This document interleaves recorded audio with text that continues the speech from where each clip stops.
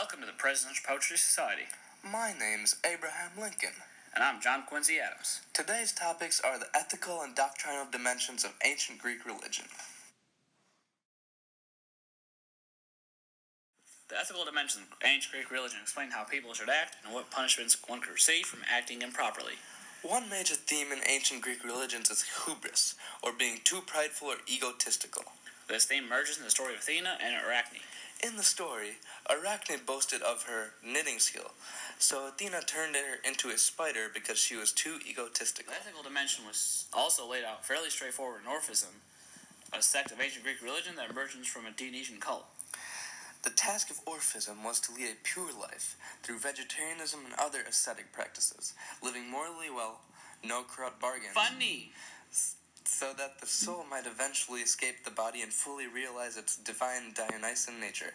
This task was thought to take many lifetimes, as the Orphics believed in reincarnation of the soul. Another facet of the ethical dimension arises in the poem Agamemnon, in which Zeus becomes a source and enforcer of universal moral principles.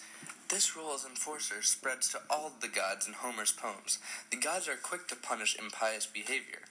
In the Odyssey, for example, the soldiers of Odysseus are all killed by Zeus for butchering and eating the sun god's cattle.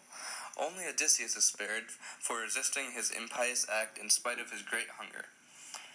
This shows how the ancient Greeks must remain faithful and respectful to the gods.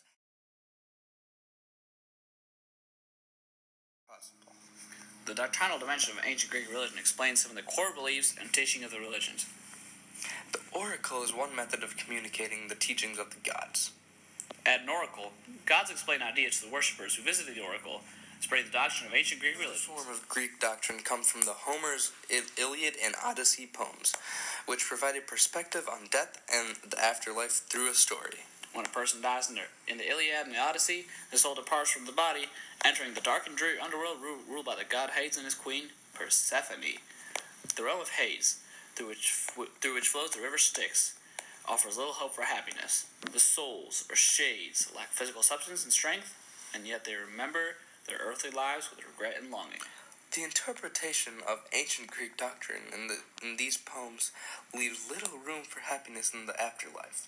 It emphasizes living a good and honorable life, not the prospects of a happy afterlife. Laid out ethical teachings of ancient Greek religion, Orphism explains some of the doctrine by establishing that humans possess a dual nature, the evil, bodily, titanic aspect, and the good, spiritual, Dionysian aspect.